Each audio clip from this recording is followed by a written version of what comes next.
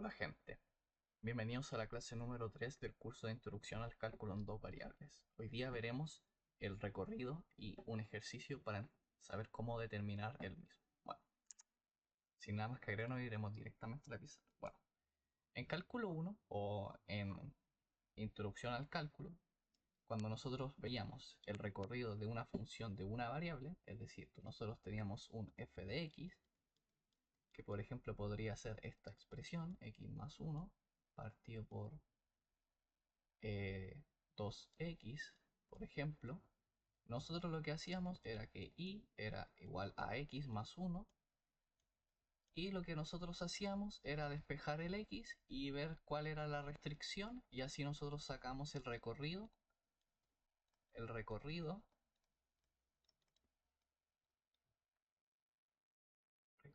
en una variable.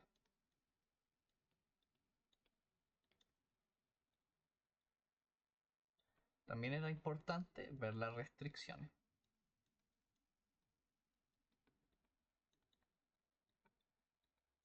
Ok, ahora, ¿cómo podremos ver el recorrido en este caso cuando nosotros tenemos dos variables? Porque la función ya no se escribe como f de x, sino que nosotros escribimos, por ejemplo, f de x, y es igual al logaritmo natural de x menos y más 1, por ejemplo. Ok, para poder determinar el recorrido, entonces lo primero que vamos a tener que hacer, y bueno, recordando también el concepto de recorrido, recuerden que el recorrido es todos los valores. Esta definición no cambia para cálculo en dos variables, todos los valores del conjunto de llegada.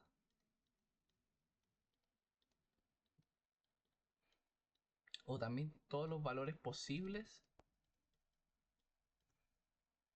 que se pueden obtener.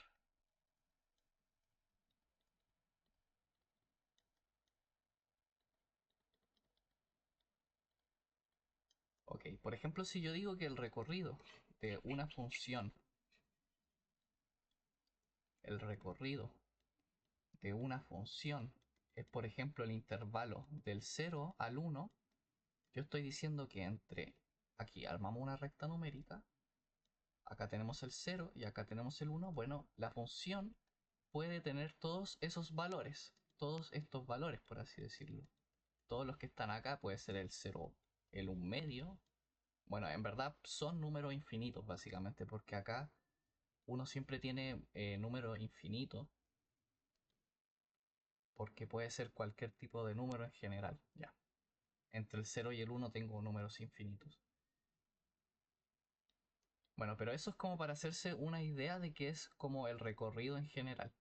Yo le doy a la función, que en este caso a mi f le doy un x, por ejemplo, que valga 3, y ese me devuelve, por ejemplo, un medio.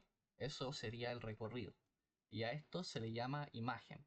Recordemos, a este término se le llamaría preimagen, perdonen, preimagen. Y el término que me devuelve la función sería nuestra imagen.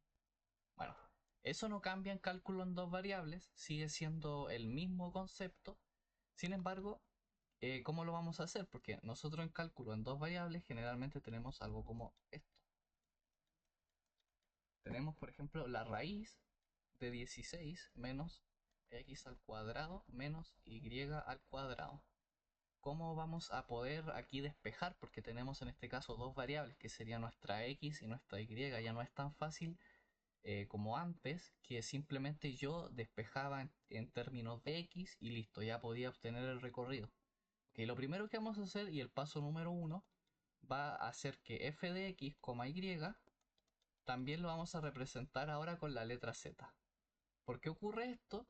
Porque bueno, en cálculo en dos variables lo que estamos haciendo es representar funciones ahora no en el plano cartesiano, sino que en el espacio. O sea, ¿a qué me refiero con el espacio? Es que estamos teniendo ahora, estamos trabajando con tres ejes. Estamos trabajando con el eje X, estamos trabajando con el eje Y y estamos trabajando con el eje Z.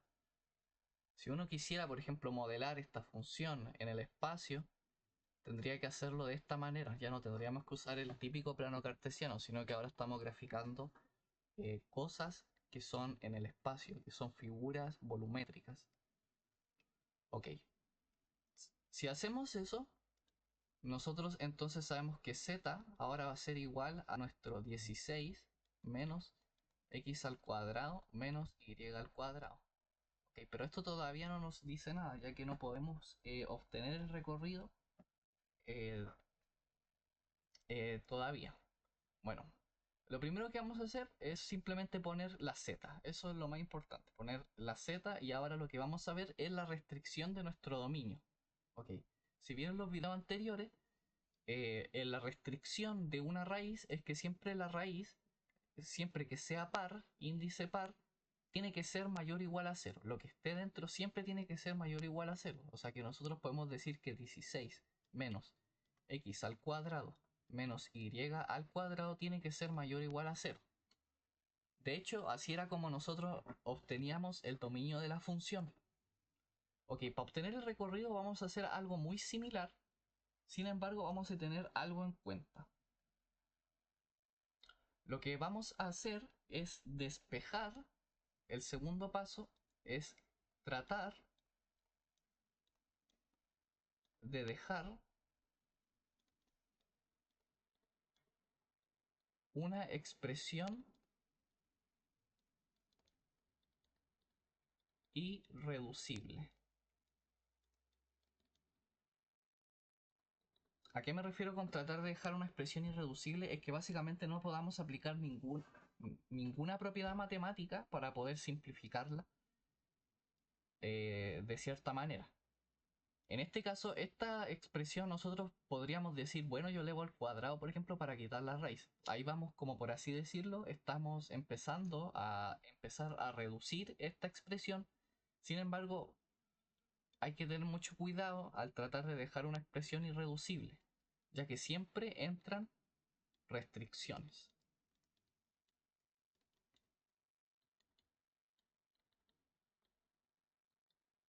Ok, si yo quisiera que quiero elevar al cuadrado para poder quitar la raíz, yo puedo decir eso. Sabemos que por propiedades de las raíces, esto siempre es mayor o igual a 0. Pero para elevar al cuadrado, el z también tiene que ser igual, mayor o igual a 0. Entonces a este le voy a poner 1. Y también tenemos otra condición, que el z tiene que ser mayor o igual a 0. Si hacemos eso, yo ahora sí puedo tratar de empezar un poco a dejar esto, a buscar esta expresión irreducible. Entonces, me quedaría que z al cuadrado sería igual a 16 menos x al cuadrado menos y al cuadrado. Ok, acá lo que vamos a hacer es algo interesante. Vamos a tomar estos términos, el x al cuadrado, en este caso las variables. Cuando yo me refiero a tratar de dejar una expresión irreducible, generalmente me refiero a que las variables queden lo más irreducible posible. Entonces, si nosotros tiramos este x menos x cuadrado menos y cuadrado hacia el otro lado, nos quedaría lo siguiente, que es x al cuadrado más y al cuadrado.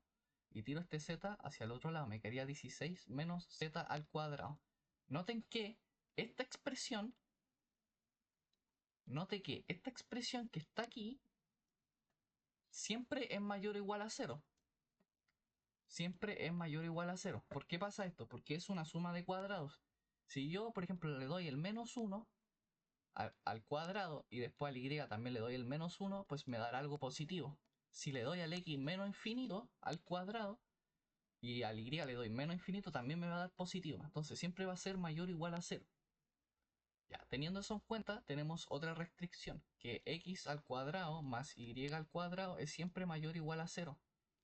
Pero si esta expresión es mayor o igual a 0 y acá tenemos una igualdad, significa que esta expresión también tiene que ser mayor o igual a 0, ya que no serviría de nada en una igualdad que no se cumpla la condición, en este caso la restricción. Si no se cumple la restricción, entonces esto sería una ecuación inválida, porque al final esto es una ecuación. Recordemos en ecuaciones que cuando por ejemplo llegábamos a algo como 0 igual a 1, llegábamos a que esto era totalmente falso y que probablemente esta ecuación no tenía solución o que había un error en el desarrollo de la misma. Entonces lo que está acá tiene que ser mayor o igual a 0. Ahora, si nosotros tomamos el 16 menos z cuadrado tiene que ser mayor o igual a 0, acá podemos ver que tenemos otra restricción, pero que es una inecuación que podemos trabajar. ¿Por qué? Porque esta expresión, bueno, siempre se cumple. Esta es una expresión que siempre se cumple. Siempre se cumple.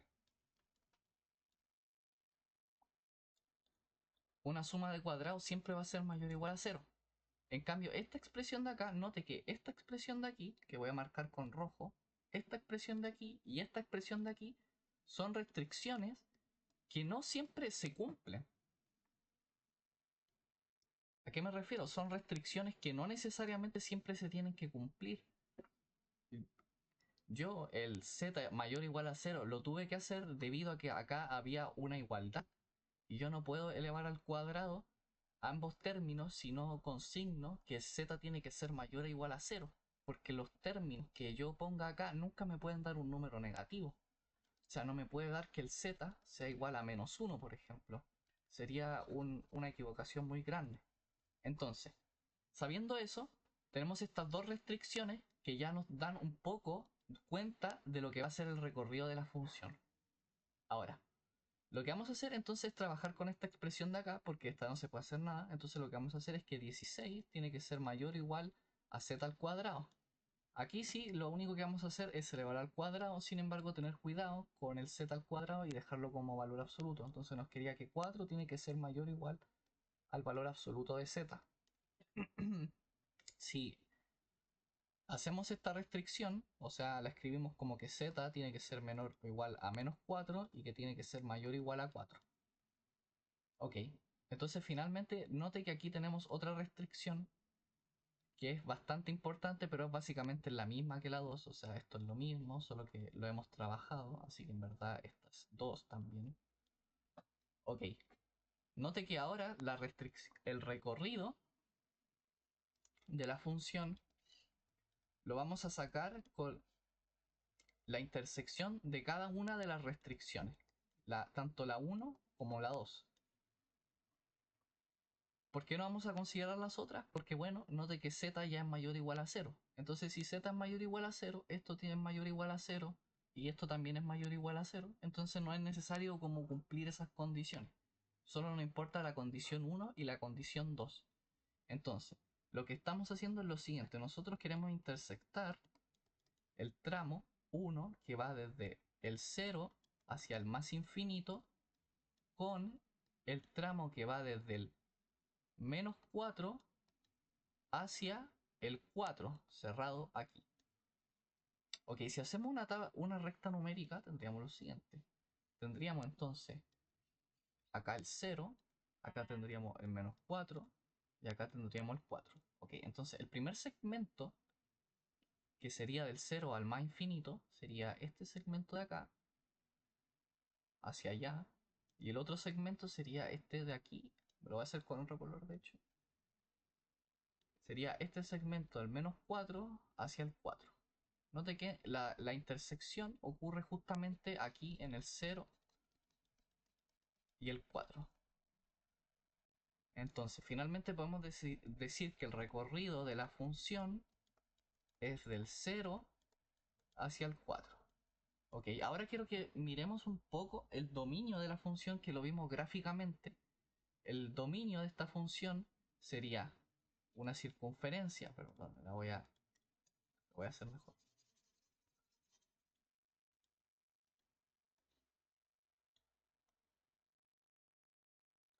Okay. El dominio de esta función sabemos que es, aquí está el -4, ahí acá está el 4, acá está el 4 y acá está el -4. Sabíamos que el dominio de esta función es todo esto que está aquí, todo esto que está aquí, todo esto que está aquí. Ok, note que si usted toma el número más a la izquierda posible, es decir, sabemos que z es igual a la raíz de 16 menos x al cuadrado menos y al cuadrado. Si usted toma el número más a la izquierda del dominio, que en este caso el número más a la izquierda posible de nuestro dominio es el -4, nos quedaría que z es igual a 0. Y si usted toma el número más a la derecha de nuestro dominio, perdonen, aquí me equivoqué.